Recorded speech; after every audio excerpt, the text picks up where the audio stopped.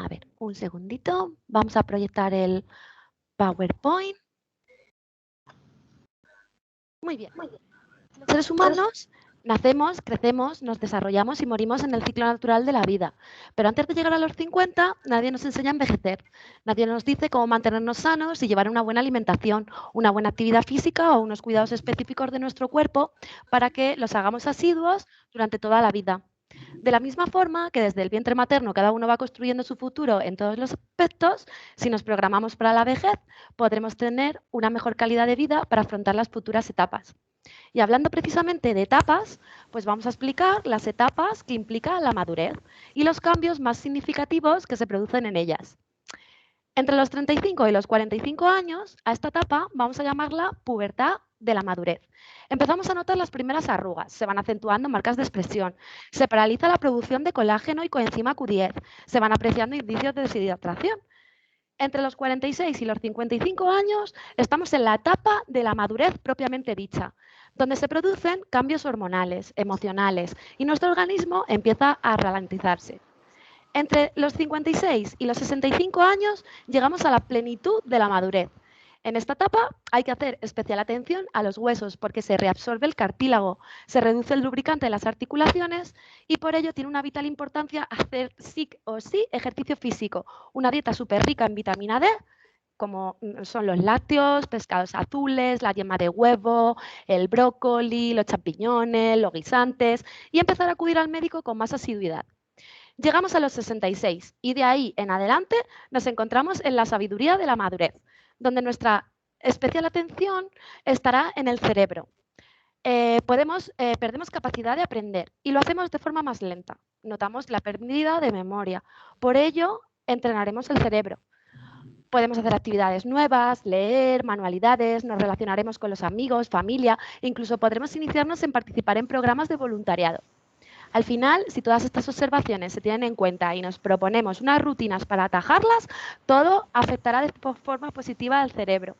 El proceso de envejecimiento se ralentizará muchísimo y conseguiremos vivir más y mejor, además de tener una buena calidad de vida. ¿Y qué entendemos por calidad de vida? Pues adquirir un estado de bienestar general, teniendo en cuenta los factores sociales, económicos, emocionales y físicos, y todos ellos vistos dentro del contexto de la cultura, valores y expectativas ya de cada uno.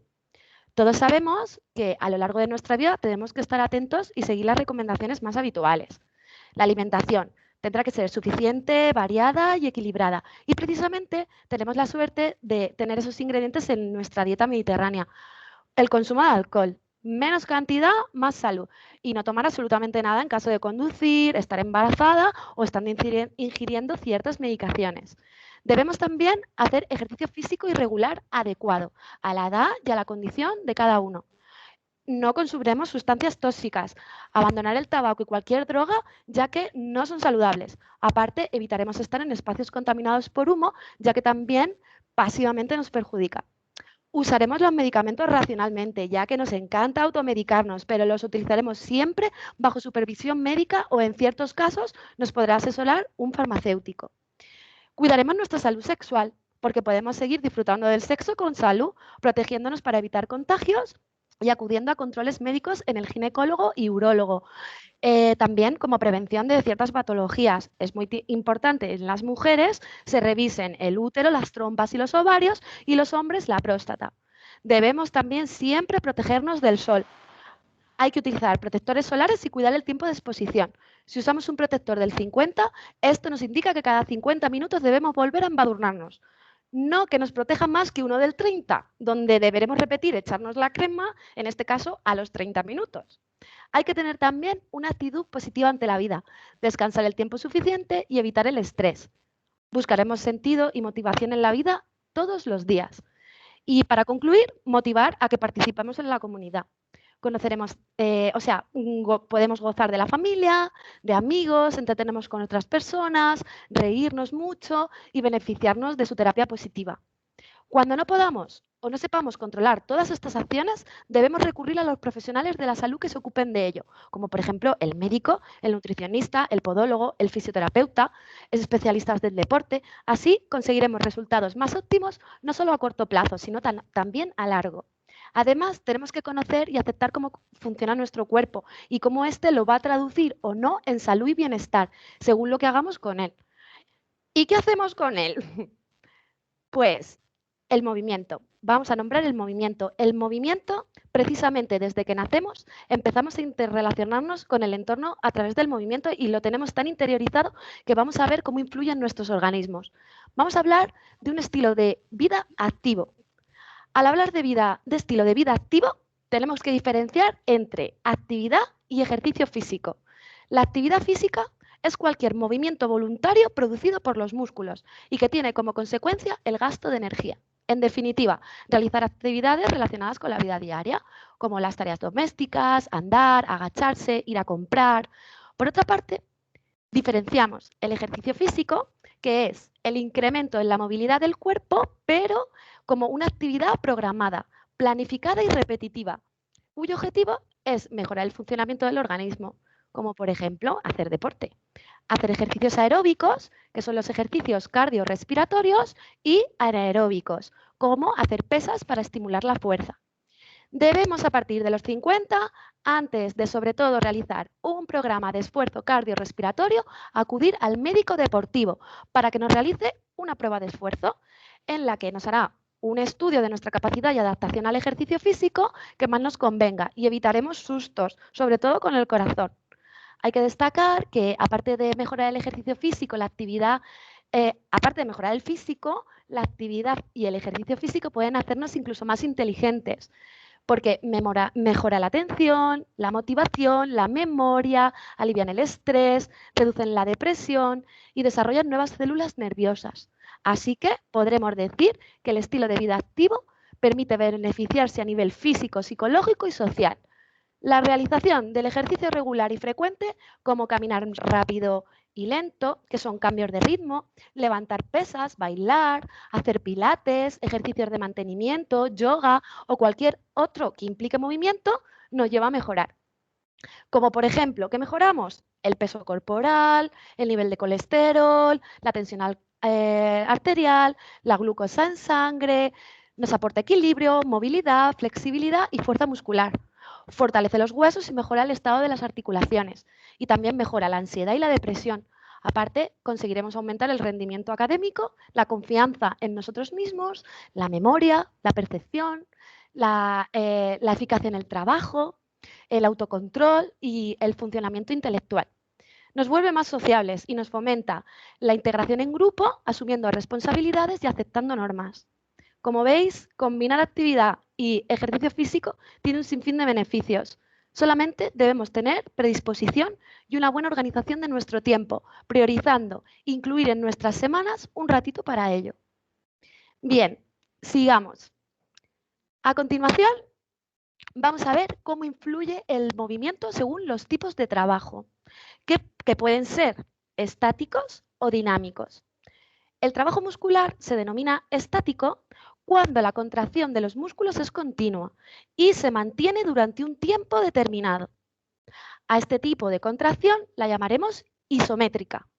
Y como es continua durante un tiempo, se entorpece el suministro de oxígeno y el alimento que el músculo necesita para moverse y contraerse, ya que están comprimiendo los vasos sanguíneos y disminuye el tránsito de la sangre.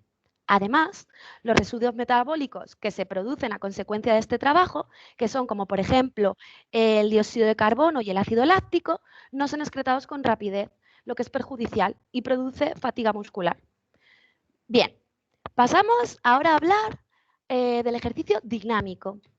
El trabajo muscular es dinámico cuando, por el contrario que en el estático, se produce una sucesión periódica de contracción-relajación de los músculos, todas ellas en una corta duración. A este tipo de contracción la llamaremos contracción isotónica. El trabajo dinámico se caracteriza por un buen bombeo sanguíneo producido por estas contracciones y relajaciones musculares, aunque al aumentar el trabajo también aumentaremos las sustancias metabólicas a excretar, que a largo plazo también irán obstruyendo nuestras fibras musculares, ocasionando tensión y rigidez en ellas. Así que el estudio del trabajo muscular, sea estático o dinámico, tiene especial importancia en cada tipo de trabajo.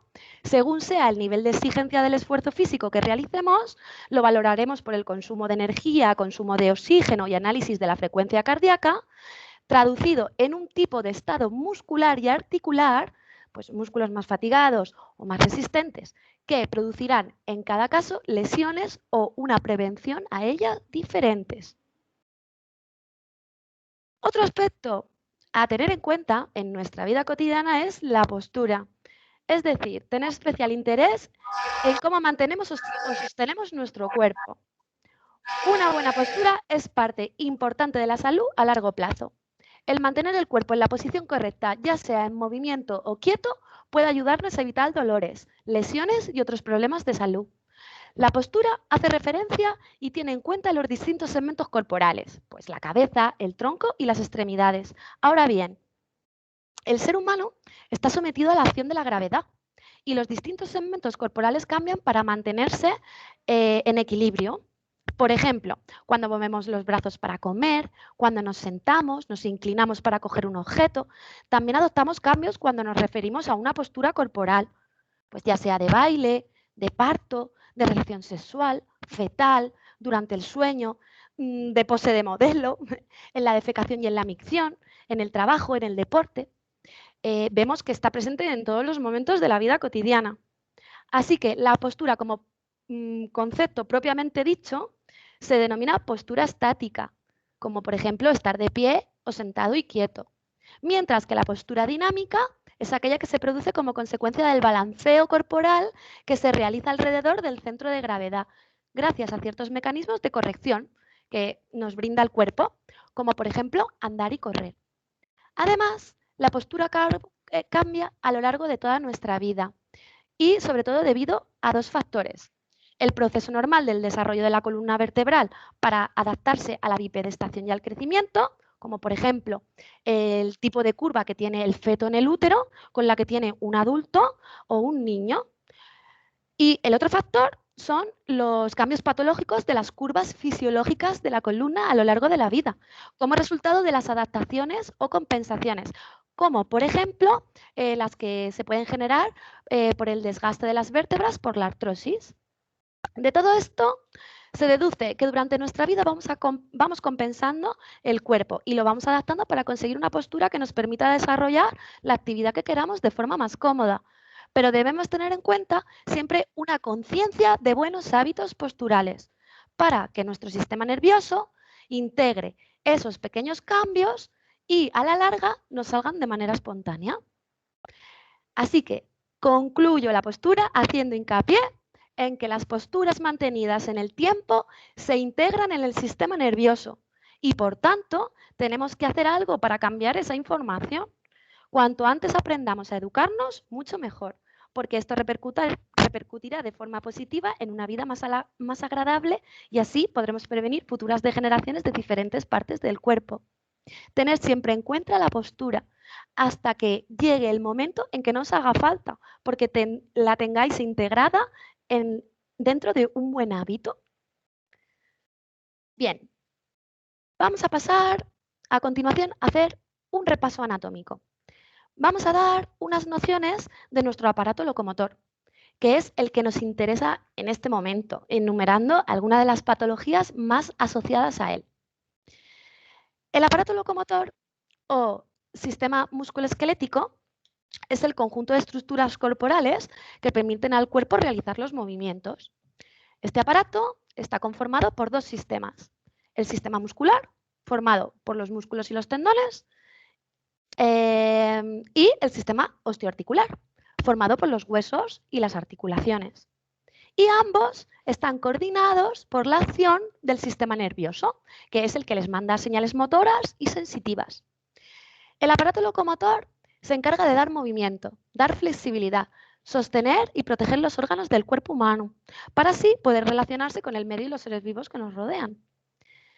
Bien, pasemos a hablar entonces del sistema muscular, que hemos dicho que son los músculos y los tendones. Entonces, ¿qué son los músculos? Pues Se llaman músculos al tipo de tejido del aparato locomotor que tienen la capacidad de contraerse y relajarse, generando un movimiento gracias a su unión con el esqueleto. Nos brindan el soporte y la postura, incluso estando en posición de descanso o durmiendo. Están formados por dentro por un conjunto de fibras y estas fibras musculares se llaman miocitos. La mayoría de los músculos se unen al hueso mediante los tendones. Así que determinaremos que el tendón es la prolongación del vientre muscular, lo que lo inserta en la articulación. Son tejido grueso y resistente, que soporta las tensiones y los impactos del movimiento, impidiendo que se produzcan daños en las fibras o que éstas se separen del hueso. Un músculo tiene que ser flexible, gelatinoso, blandito, aunque en un momento dado sus fibras se contraigan con fuerza para ayudarnos a levantar un peso o hacer un movimiento. Quiero destacar que el volumen muscular y la fuerza no están relacionados. Podemos tener un músculo con menos volumen que otro, pero que haya trabajado mejor su fuerza y en un momento dado coja un peso más grande que uno que tenga menor volumen. Vamos a mencionar también qué ocurre durante el proceso de la contracción muscular. En la contracción muscular se acumula calcio en la fibra y otras sustancias que, si no se liberan, se traducen en tensión, esa tensión muscular, y que puede provocar una contractura o una distensión. Un músculo, para realizar su función, se contrae y se relaja, se contrae y se relaja. Así que diremos que una contractura es una contracción continua de las fibras de ese músculo, impidiendo que se relaje. Y por el contrario, una distensión es lo contrario, la inflamación que se produce en el músculo al estirarse y no poder contraerse. Por ello, nos ayudamos con el masaje. El masaje sirve para producir la dilatación de los vasos sanguíneos. Al igual que ocurre cuando aplicamos calor, aumenta la temperatura de la zona, por eso se pone roja, y esta dilatación provoca la llegada de oxígeno al tejido y drena las sustancias de desecho ya mencionadas que se acumulan en la fibra muscular a modo de tensión. También debemos nombrar la importancia del efecto de los estiramientos. Los estiramientos son técnicas basadas en el alargamiento del músculo más allá de la longitud que tiene en su posición de reposo. Sirven para preparar los músculos para un sobreesfuerzo o para relajarlos después de él y así aumentar el rango de movilidad en las articulaciones y la capacidad drenante de sus vasos sanguíneos. Bien, hemos hablado del sistema muscular y pasamos a hablar del sistema osteoarticular, formado, como hemos dicho, por los huesos y las articulaciones. Vamos a nombrar el esqueleto, que es el conjunto de todos nuestros huesos. En el adulto hay 206, que proporcionan precisamente al cuerpo su estructura. Presenta alrededor del 12% del peso total del cuerpo humano, por lo que en una persona de unos 75 kilos podremos definir que su peso óseo oscilará solo en torno a los 9 kilos.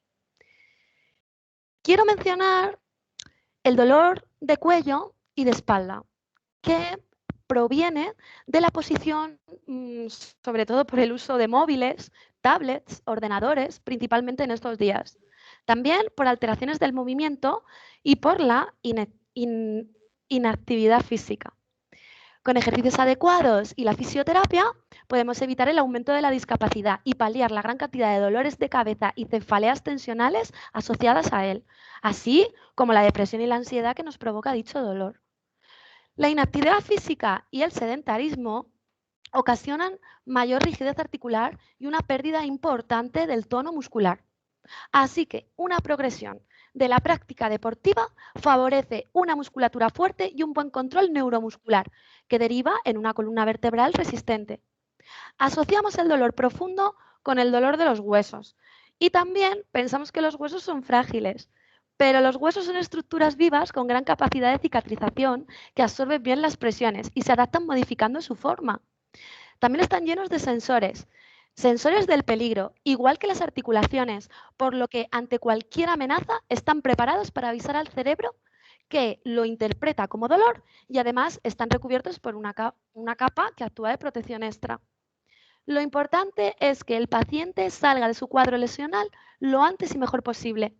Para ello, un fisioterapeuta y un entrenador deportivo serían la combinación perfecta para llevar a cabo el tratamiento. Con respecto a las enfermedades más habituales de los huesos en la madurez, podemos mencionar la osteoporosis, que es una patología que se caracteriza por la pérdida de masa ósea debido a dificultades en la absorción del calcio. Esto provoca una disminución en la capacidad, en la cantidad de minerales. Los minerales que forman el hueso, que conllevan a más fragilidad y falta de regeneración de masa ósea. Para prevenir o mitigar la osteoporosis, adoptaremos una dieta rica en calcio y vitamina D, porque sin vitamina D el calcio no se fija en el hueso. Nos suplementaremos si nuestro médico nos lo recomienda y tomaremos el sol, pero siempre con protección. Además, a través de la fisioterapia, la trataremos con magnetoterapia principalmente, ya que favorece la desinflamación y fijación del calcio en el propio hueso, así como la realización de ejercicios que previenen la pérdida de masa muscular. Vamos a hablar de la columna vertebral, ya que es una de las partes más importantes del esqueleto. Es una estructura ósea que ayuda a soportar al cuerpo y protege la médula espinal. Tiene 33 vértebras, que se dividen en 7 vértebras cervicales, que están situadas en el cuello, 12 vértebras dorsales, situadas entre los hombros y la cintura, 5 vértebras lumbares, a nivel casi glúteo, la baja espalda, y por debajo está el hueso sacro con el coxis, que es el extremo inferior de la columna. Ese sí que está a nivel glúteo. La columna vertebral posee articulaciones encadenadas y facilitan el movimiento y la flexibilidad de la columna y del cuerpo. Las llamaremos articulaciones vertebrales. Están formadas principalmente por las vértebras y los discos sujetos por un entramado ligamentoso y de tejido blando. Entre las vértebras se encuentran los discos intervertebrales, que actúan de amortiguador del impacto sobre la columna cuando se mueve. Cada disco está formado por un anillo exterior, que se llama anillo fibroso, y una sustancia interior gelatinosa que está situada en el centro, llamado núcleo pulposo. Las vértebras y los discos forman entre ellos también un túnel de protección, que se llama canal medular, que cubre y protege la médula y los nervios espinales. Los nervios llegarán hasta las diferentes partes del cuerpo, ayudando a que la persona sienta y se mueva. La columna vertebral también se caracteriza porque no es perfectamente recta. Dibuja 3 grandes curvas que ayudan al movimiento, amortiguación y equilibrio del esqueleto. Estas curvas se llaman lordosis cervical. Es una curva cóncava hacia atrás, ubicada en la región cervical. Cifosis dorsal. A nivel del pecho, la columna invierte su curvatura, que se vuelve cóncava hacia adelante, aumentando la capacidad del tórax. Y por último, otra lordosis, en este caso la lordosis lumbar, ya que en la parte baja de la espalda, la columna nuevamente dibuja una curva cóncava hacia atrás. La lordosis cervical y lumbar corresponde a la curvatura normal, como hemos dicho, de la columna en las regiones cervicales y lumbar. Es posible que ante algunas situaciones como una contractura intensa de los músculos de esta región o un accidente de tráfico donde se produce lo que llamamos el típico latigazo cervical, estas curvas se aplanen. Cuando se aplanan o incluso también se pueden invertir, ocurriendo lo que llamamos rectificación. Esta es una condición que origina síntomas como un dolor intenso y continuo tipo migraña. En el caso de la lordosis lumbar, además de la rectificación, esta puede verse acentuada por malas posturas, haciendo que se muestre una curva pronunciada en la parte final de la columna, lo que llamamos hiperlordosis. La cifosis es la curva que normalmente se ubica en la columna dorsal, como hemos dicho previamente. En ocasiones puede pronunciarse y cuando se pronuncia es a lo que llamaremos jiba o joroba. Esto puede ocurrir en personas que adoptan malas posturas al permanecer encorvados hacia adelante. Vamos ahora a hablar de las patologías. La mayor parte de las veces, los dolores de espalda se deben al desgaste propio de la columna y de sus estructuras o alteraciones en sus curvas, pero también por malos hábitos posturales que degeneran y requieren tratamiento. Como nombre genérico, las llamaremos algias y dependiendo de la región afecta, las llamaremos cervicalgia, dorsalgia o lumbalgia. Entre las enfermedades o patologías que provocan dolor de espalda, podemos comentar la escoliosis. La escoliosis es un trastorno en el cual la columna adopta una curvatura anormal a sus curvas fisiológicas en sentido lateral, pudiendo ser cóncava hacia la derecha o hacia la izquierda. Y pueden dibujar una curva simple, una C, o una doble curva dibujando una S. Aunque aparece en la adolescencia y la llamaremos escoliosis idiopática, también puede ocurrir a lo largo de la vida como consecuencia de la degeneración de las articulaciones vertebrales, principalmente pues, por la artrosis, por ejemplo, por debilidad muscular o por mala postura continuada, a la que llamaremos escoliosis degenerativa. Dentro del tratamiento acudiremos a la fisioterapia y a realizar ejercicios para fortalecer y equilibrar la columna. Hablemos ahora de las protusiones y las hernias discales y veamos en qué se diferencian.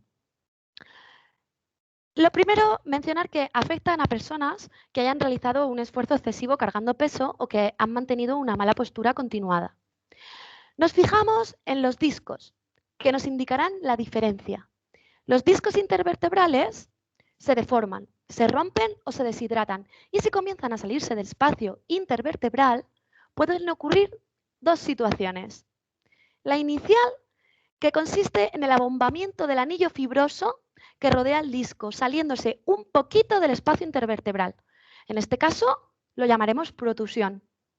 En una segunda fase más lesiva, la llamada hernia discal, aparte del anillo fibroso, será el núcleo pulposo del disco el que también saldrá del espacio intervertebral, presionando así la raíz nerviosa de ese nivel y apareciendo un dolor muchísimo más intenso, pudiendo ser a nivel local o incluso referido a los brazos o las piernas. Dentro del tratamiento en fisioterapia, lo primero es necesario buscar el origen del dolor, haciendo un buen diagnóstico diferencial, complementando test de valoración diagnóstica y pruebas complementarias como la radiografía y la resonancia magnética para abordar el problema de una manera más conservadora y efectiva, que atajarlo momentáneamente con infiltraciones y fármacos que solo complementan ayudando a la desinflamación. Pero no debemos tomarlo como tratamiento principal, ya que solo camuflan el dolor. Con un buen diagnóstico y tratamiento fisioterapéutico, muchas protusiones y muchas hernias pueden ser resueltas y solo ingresaremos en quirófano en los casos más graves o cuando una terapia más conservadora no funciona. Bien, vamos a hablar ahora de la estenosis de canal. Con la edad, la columna se estrecha, en la gran mayoría de casos, sobre todo a nivel lumbar, y comprime los nervios y la médula. Puede ocasionar dolor local y calambres en las piernas. La trataremos, por supuesto, con fisioterapia, infiltraciones epidurales o, en el peor de los casos, microcirugía. Vamos a hablar ahora de la espondilosis y la espondilolistesis. La espondilosis es una rotura bilateral del pedículo, que es una parte propia de la vértebra. Esta rotura puede ser degenerativa, traumática o congénita. Hablamos así de espondilolistesis cuando después de sufrir una espondilosis o padecer artrosis, se produce un desplazamiento de una vértebra con respecto a la inferior, provocando un dolor sobre todo lumbálgico. En el tratamiento de la espondilosis y la espondilolistesis, en la fisioterapia, la abordaremos con terapia manual, fortalecimiento muscular y sobre todo del abdomen, reeducación postural, electroterapia, magneto y la cirugía será la última opción cuando no hay mejora con el tratamiento fisioterapéutico conservador. Vamos a hablar ahora de la famosa ciática y el síndrome del piramidal. El nervio ciático va desde la zona lumbar, pasa por la región glútea, por la pierna y llega hasta el pie. Puede surgir puede surgir dolor ciático porque se pinza el nervio a nivel lumbar, sobre todo por la acción de una hernia lumbar, o a nivel glúteo por la compresión que le produce el músculo piramidal, que está ahí situado en la región glútea, pero es mucho menos asidua. Por otra parte, debemos tener en cuenta el dolor que puede causar el músculo piramidal, porque cuando se empieza a tensar, activa puntos gatillo, que son puntos que pueden ocasionar dolor a nivel glúteo, a modo de puñalada, y referirlo a lo largo de la pierna, confundiéndolo con el dolor ciático.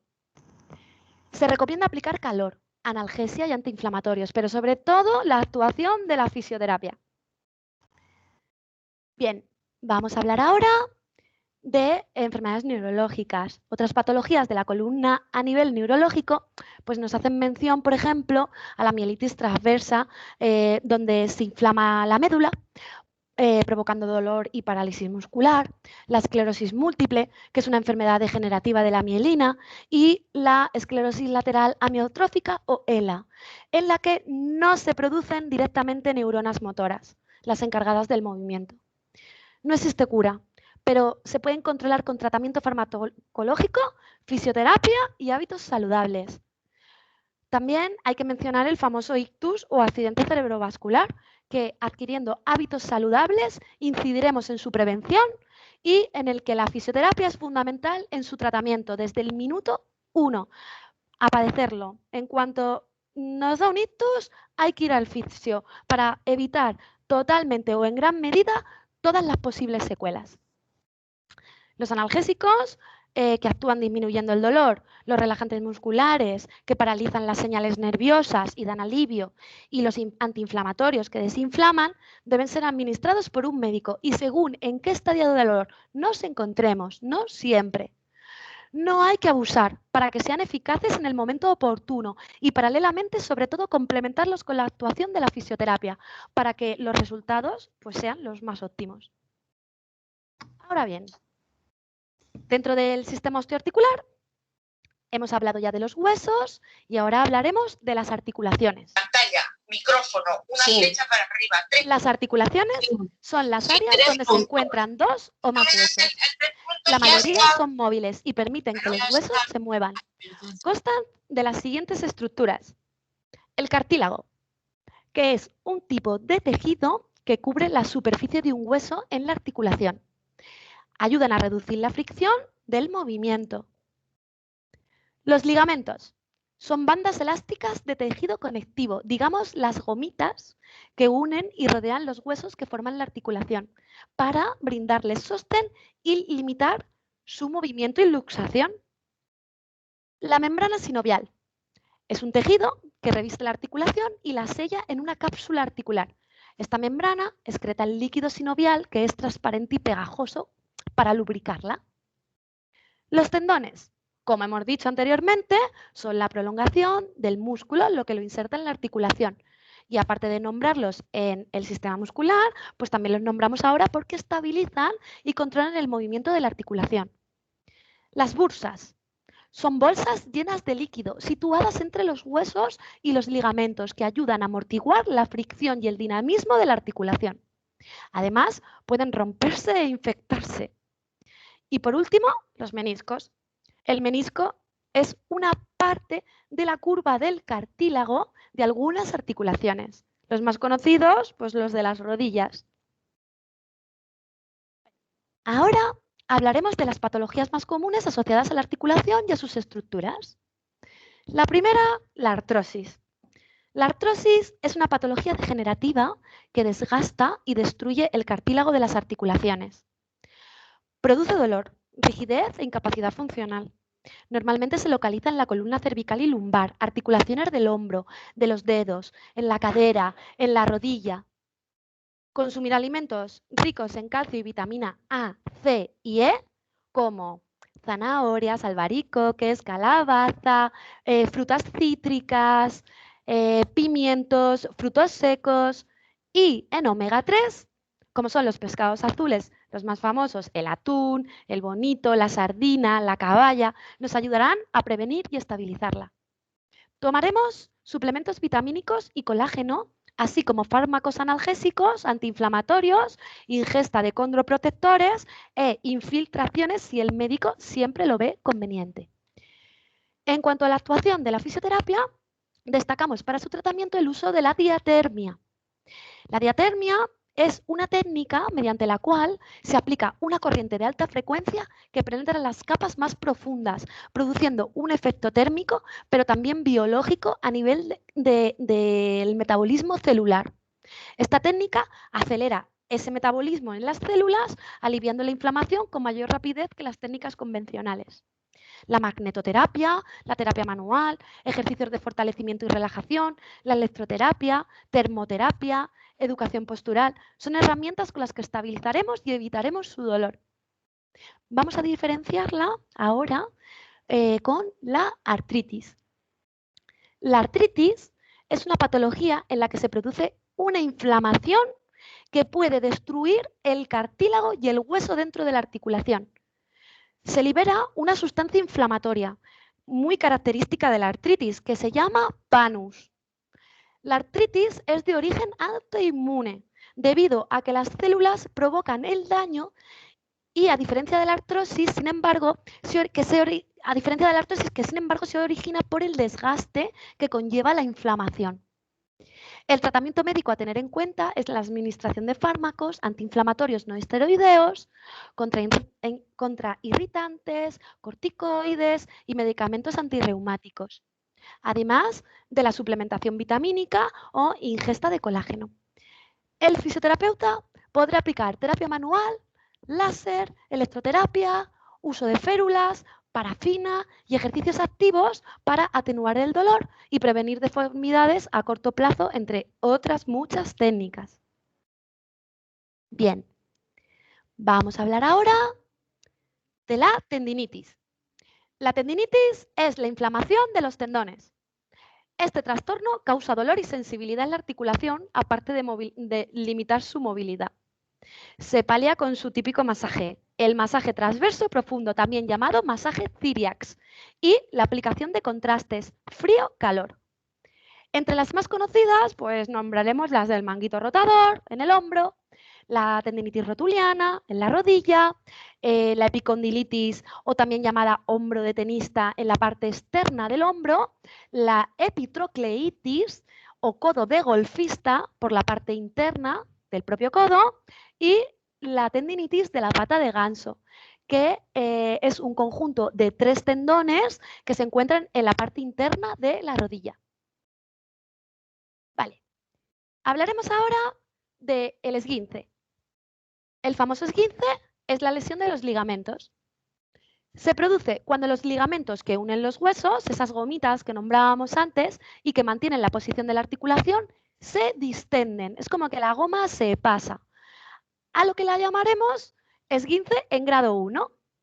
También se puede desgarrar parcialmente el propio ligamento. Entonces lo nombraremos como grado 2.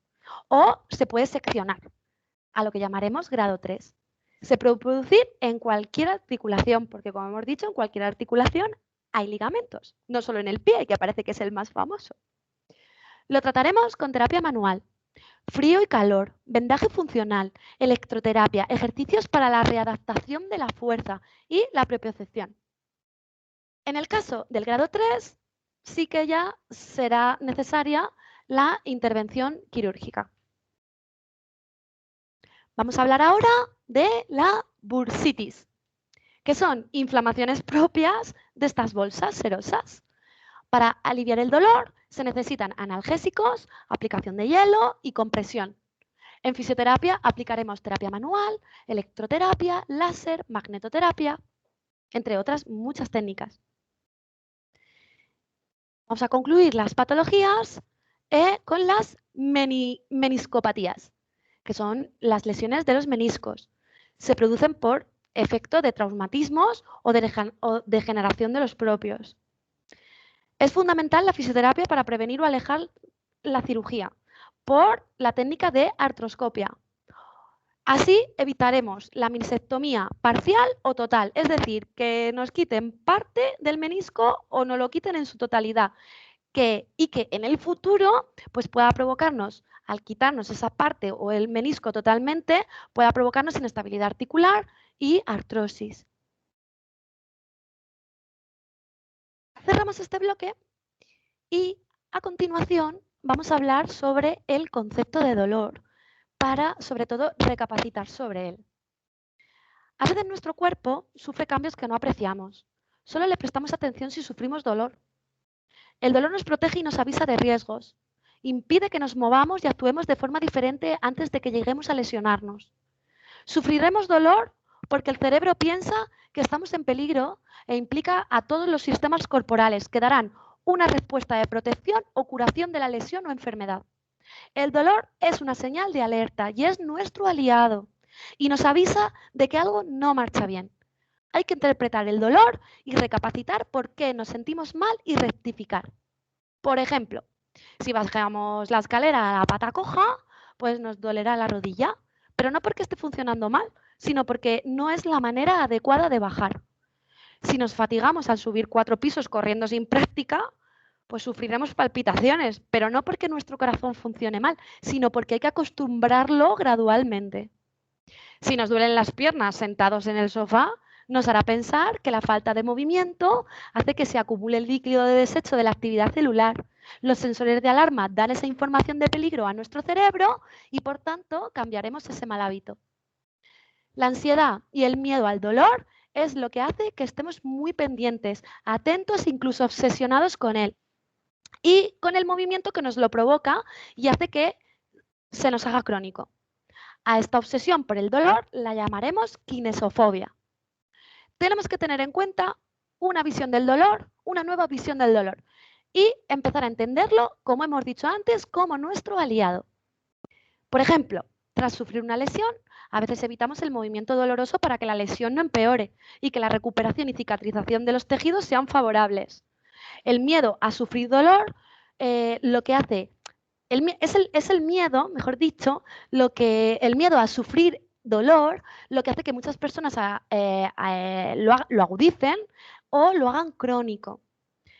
Cuando el cuerpo expresa a través de molestias físicas una angustia emocional no liberada, decimos que estamos somatizando, porque existe una relación intrínseca entre mente, cuerpo y emoción.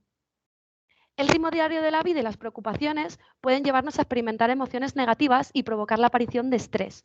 Y entonces se cerrará un círculo de síntomas negativos. Esos síntomas o problemas físicos derivados de somatizar el dolor pueden ser gastrointestinales, dolor abdominal, diarreas, úlceras, sexuales, impotencia, desarreglo menstrual, respiratorios y cardíacos, como son los mareos, las taquicardias, el ahogo, neurológicos, como son las cefaleas y los desvanecimientos. Para paliar y dejar de somatizar, es importante, mejor dicho, pensar en cómo nos sentimos y los motivos que nos han llevado a esa situación. Expresar básicamente lo que sentimos, evitar situaciones de estrés, involucrarnos en actividades que nos gusten y apostar por un estilo de vida saludable. Cuando agudizamos un dolor, lo hacemos crónico, generamos estrés o lo somatizamos. Estamos atentando contra nuestro organismo, que como consecuencia reacciona más negativamente y afecta a otros órganos viscerales. Da lugar a la liberación de hormonas que inhiben funciones del sistema inmune y, en general, nos hacen sentir peor. Así que, con actitud positiva, lograremos la felicidad y el éxito.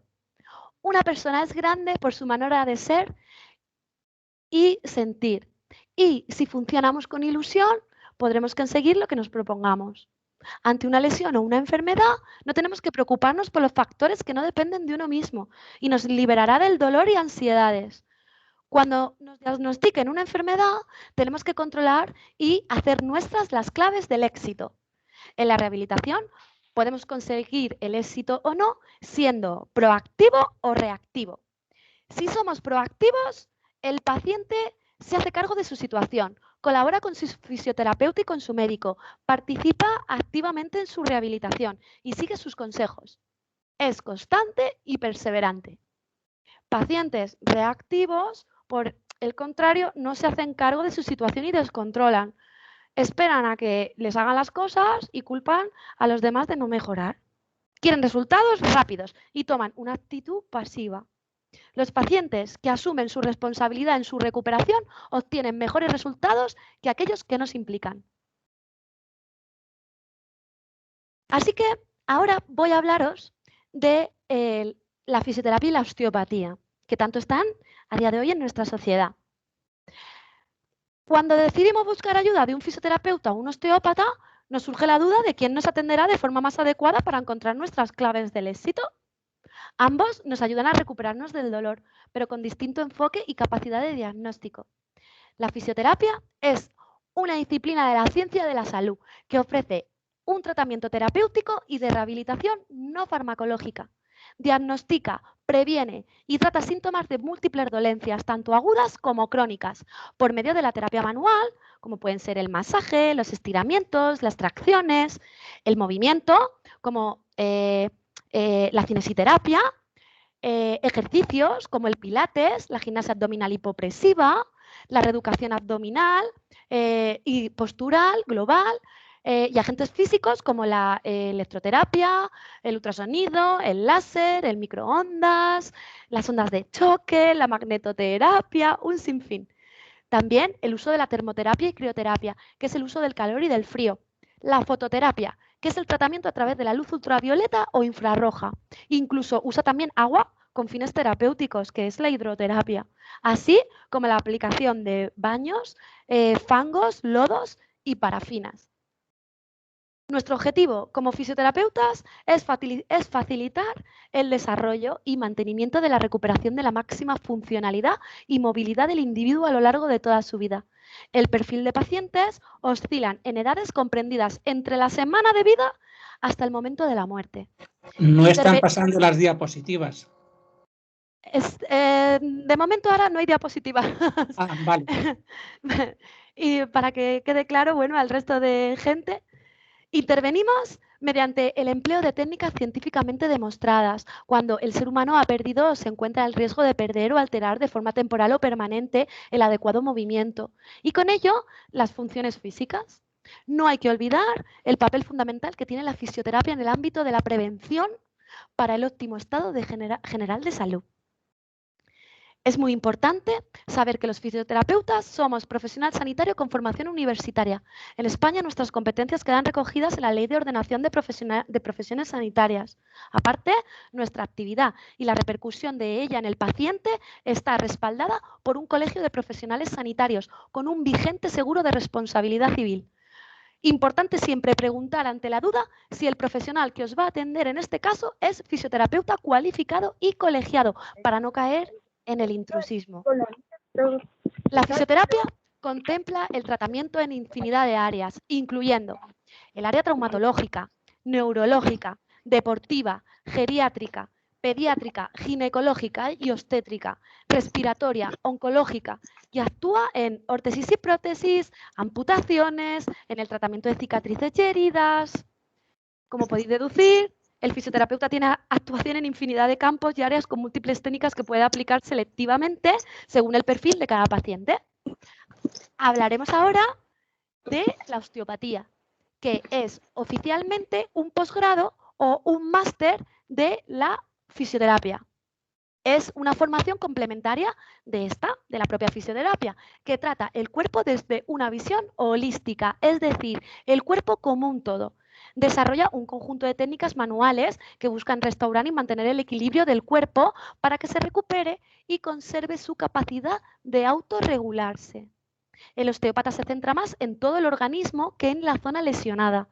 Ayuda a equilibrar los diferentes sistemas y aparatos, la musculatura y los huesos para devolver al cuerpo su funcionalidad y capacidad de adaptación. Lo ideal es que ante una disfunción nos atienda un fisioterapeuta como especialista homologado que es. Y si además tiene conocimientos de osteopatía, pues estaremos en manos de un profesional mucho más completo, pues nos atenderá el dolor y el equilibrio del cuerpo de forma conjunta y más completa y eficaz. Por lo que a mí respecta, El fisioterapeuta, con toda su formación, tiene la misión de ayudar al paciente a descubrir cuál es su objetivo de recuperación y guiarle para conseguir los resultados más óptimos posibles, estableciendo metas, objetivos, tiempo y ejercicios. Una buena valoración del paciente es primordial y establecerá prioridades a la hora de realizar una programación centrándonos paso a paso en el dolor que sufre. Para finalizar, y teniendo en cuenta todo lo expuesto, debemos quedarnos con la consideración de que todo lo que hagamos sobre nuestro organismo nos repercutirá para bien o para mal. Debemos tomar conciencia de nuestras limitaciones y nivel de dolor. Pero si nos trazamos unas metas en las que aumentemos nuestra movilidad poniendo en práctica sencillos ejercicios y a un ritmo medio y progresivo, saldremos de nuestra vida sedentaria e invertiremos en salud y minimizaremos así los niveles de dolor. Si necesitamos la ayuda de un fisioterapeuta, no dudemos en acudir a ellos porque nos tratarán y guiarán para conseguir bienestar y una mejor calidad de vida en cualquier edad.